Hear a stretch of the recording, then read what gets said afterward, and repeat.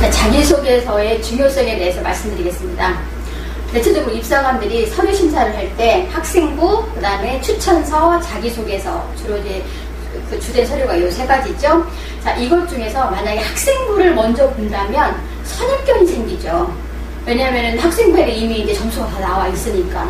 그래서 만약에 이 학생부를 먼저 보게 된다 하면 이 학생부 종합 전형의 본래 의도인 바로 뭐냐면 대학에 들어와서 공부를 열심히 할 어떤 잠재력을 지닌 그런 학생을 뽑겠다라는 학생부 종합 전형의 본래 의도를 훼손하게 되는 거죠.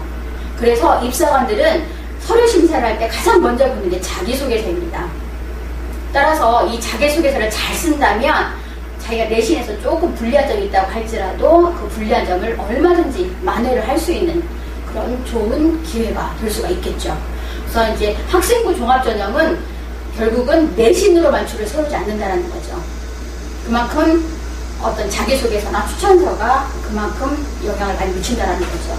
그래서 학생부의 그 내신이 1.5인 학생은 오히려 떨어지고요. 그다음에 내신 2.8인 학생은 오히려 합격하는 경우, 즉 어떤 내신의 점수와는 서로 상반되는 결과가 굉장히 많이 나올 수가 있어요. 그동안 저희들이 쭉 합격자 점수와 그 다음에 탈락자 점수를 비교를 해보면 굉장히 그런 상황들이 많이 있어요. 이것이 바로 뭐냐면 자기소개서의 중요성 나타내는 하나의 단적이고 상징적인 어떤 증거가 되겠죠. 본인, 자기소개서는 본인이 써야 되는 거죠. 맞아요, 그거는. 자, 그렇지만은 자기소개서를 쓰고 난 다음에는 반드시 거쳐야 될 절차가 있어요. 바로 전문가의 손길을 거치는 첨삭이 필요하다는 거죠. 그래야 질문의 의도에 맞는 그러한 내용으로 입사관들을 감동시킬 수 있는 그런 자기소개서가 나오게 되죠. 때로 저희들 첨삭을 하다 보면 굉장히 그 학교에서 하는 상도 되게 많이 받고요. 성적도 좋고 이러한 학생들이 그저 자기 스펙에 취해서 자기 자랑만 늘어놓는 그런 자기소개서를 굉장히 많이 봐요. 그럴 땐 아예 처음부터 완전히 다 뜯어 고쳐야 되는 경우도 되게 많이 있어요. 자, 그래서 여기에서 이제 대학에서 때때로 이제 유서도 검사를 한다라는 그런 의미를 의도를 잘못 이해를 해서 이것을 내가 쓰고 결국은 아무한테도 내가 이것을 첨삭을 받지 않으면 오히려 이게 대학에서 의도하는 그런 어떤 자기소개서의 작성 과정이다라고 생각을 하시는 경우들이 많아요. 이랬을 때는 굉장히 낭패를 보는 경우들이 많죠.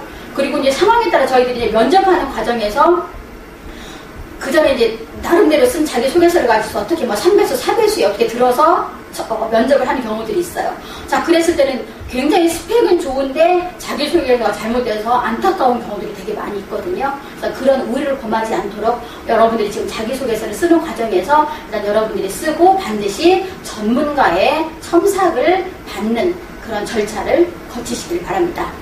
자, 그럼 지금부터 자기소개서 1번에 대해서 설명을 해드리겠습니다. 자, 1번 한번 봅시다. 자, 고등학교 재학기간 중에서 학업에 기울인 노력과 학습 경험에 대해서 배우고 느낀 점을 중심으로 기술하시오 그랬어요. 자, 1번 우리가 자기소개서를 각 항목별로 볼 때 가장 첫 번째로 해야 될 건 뭐냐 하면 자기소개서 그 각 항목의 질문의 의도를 파악을 하는 거예요. 자, 봅시다. 고등학교 재학기간이에요. 고등학교 재학기간 중에서 자, 무엇에 학업에 기울인 노력과 경험에 대해서 써라 그랬어요. 자, 그렇다면 1번은 바로 뭐냐면 여러분들의 학습의 능력에 관련이 된 것을 평가하고자 하는 거겠죠. 그냥 구체적으로는 여러분들이 자기 주도적인 학습 능력이 있나? 자, 그 다음에 두 번째는 창의성, 창의적인 문제 해결 능력이 있나? 그 다음에 잠재력, 그 다음에 발전 가능성이 있냐라는 것을 평가를 하고자 하는 거죠. 그래서 1번 항목 같은 경우에는 어떤 식으로 써야 되냐 하면 학업에 대한 새로운 시각을 써주는 게 좋고요. 그 다음에 특정 과목에 대한 다른 사람과의 차별화된 자신만의 접근법을 써주는 게 좋고요. 또 상황에 따라서는 자, 본인 학습법에서 발견한 문제점이 있을 거예요. 내가 과거에 어떤 식으로 공부를 하니까 점수가 안 나왔어요. 그런데 그 문제점을 고치고 나니까 이렇게 성적이 올랐다라는 어떤 문제점과 해결하는 과정에 대해서 써주는 그런 내용을 써주면은 1번에 대한 내용이 아주 충실하게 나올 수 있습니다. 자, 그 다음에 2번입니다. 자, 고등학교 재학기간 중에서 본인이 의미를 두고 노력했던 교내 활동을 배우고 느낀 점을 중심으로 3개 이내로 기술하시오 그랬고요. 자, 교회 활동 중에서 학교장의 허락을 받고 참여한 활동은 포함이 됩니다. 그랬네요. 자, 2번도 우리가 이제 질문의 의도를 한번 잘 파악을 해봅시다. 자, 고등학교 재학기간입니다. 중학교 아니에요. 자, 고등학교 재학기간 중에서 본인이 의미를 두고 노력했던 무슨 활동? 교내 활동입니다. 교회 활동 아니에요. 자, 교내 활동을 중심으로 해서 기술하시오 그랬는데요. 자, 이번에서는 여러분들이 어떤 점을 평가를 하고 됐냐면 바로 이제 전공과 관련이 된 활동이라면 전공에 대한 열정을 알아보기 위한 거고요. 자, 그 다음에 그 외에 다른 활동이 있다라면 그 활동을 통해서 여러분들이 어떻게 배우고 느꼈는지에 대한 그 활동 이후에 여러분들의 성숙된 점을 평가를 하고자 하는 거죠. 자, 그래서 여기에서는 또 반드시 어떤 내용이 들어가야 되냐면은 이 교내 활동을 했던 지원 동기 왜 필요했는지 이거 다른 말로 하면 배경이 되겠죠. 자, 이것을 반드시 써야 되고요. 그 다음에 그 활동이 어떠한 의미가 있었는지 그리고 그의 활동을 한 이후에 본인이 어떻게 성숙이 되어 있는지 라는 이 3가지 항목을 각 단계별로 써줘야 되고요. 그 다음에 여기에서 3가지라고 얘기를 했어요. 그렇다면 3가지 활동이 하나의 주제랑 관련이 됐을 수도 있겠고요. 만약에 서로 별개의 내용이다라고 한다면 각 항목별로 1번에 뭐, 2번에 뭐, 3번에 뭐 이런 식으로 해서 깔끔하게 정리를 해주는 것이 좋습니다. 자, 그 다음에 3번입니다. 학교생활 중에서 배려, 나눔, 협력, 갈등 관리 등을 실천한 사례를 들고 그 과정을 통해서 배우고 느낀 점을 기술하시오 그랬어요. 자, 3번. 자, 대체적으로 보면 여기에서 이제 갈등에 대해서 많이 써주거든요, 학생들이. 자, 그렇다면 만약 갈등에 대해서 쓰고 싶으면 갈등의 원인이 무엇이고 그 갈등이 어떠한 과정을 거쳐서 그 과정, 그 다음에 어떻게 결과가 나왔는지 그래서 원인, 과정, 결과를 반드시 구체적으로 써주셔야 되고요. 그 다음에 여기에서 뭐 배려, 나눔, 협력 자, 이러한 내용을 쓰고자 할 때도 반드시 본인이 노력한 활동이나 역할이 뚜렷하게 드러날 수 있도록 써줘야 됩니다. 자, 그렇게 해서 그리고 이제 여기에서 배려, 나눔, 협력, 갈등 이것을 갖다가 어느 한 가지 사례를 가지고서 이 4가지를 싹 녹여내려고 한다는 굉장히 어색하게 내용이 나올 거예요. 그렇게 해서는 안 되고요. 자, 여기서 한 가지 일화를 중심으로 해서 배려, 나눔 뭐 이걸 써준다 할지 아니면 협력, 갈등을 써준다 할지 이렇게 해서 4가지를 다 넣어줄 필요는 없습니다. 자, 그런 점에 명심하신다면 3번에서도 좋은 내용이 나올 수 있습니다. 자, 4번 자유문항입니다. 자, 자신의 성장 과정과 경기대학교 지원 동기를 기술해 주십시오. 그렇다면 성장 과정은 막연하게 뭐 나는 그 어떤 부모 밑에서 자라서 뭐 어떻게 성장했다 이러한 내용을 써주는 게 아니에요. 반드시 지원 동기, 그 자기 전공하고자 하는 그런 지원 동기나 지원 그 전공 과목이랄지 이런 거랑 관련시킨 성장 과정을 써줘야 된다는 게 중요하겠죠. 네. 저희 수시 입학 전문 허브의 대학원은요 2006년도부터 대치동에서 전국 최초로 수시 입학 전문 학원으로서 운영되어 오고 있고요. 자, 그런 만큼 수시에 관해서 굉장히 많은 노하우를 가지고 있습니다. 자, 저희 그리고 이제 저희들이 이 대학별 논술 시리즈, 각 대학별로 논술 시리즈를 또 전국 최초로 발간을 했고요. 그 외에도 수시에 관련된 책을 50여 권 이상 저희들이 집필을 했습니다. 그 다음에 저희 하는 일을 말씀을 드릴게요. 자, 저희 하는 일은 서울 주요대 입시 컨설팅을 하고 있습니다. 자, 여기 수시 입학의 멘토라고 책이 보이시죠?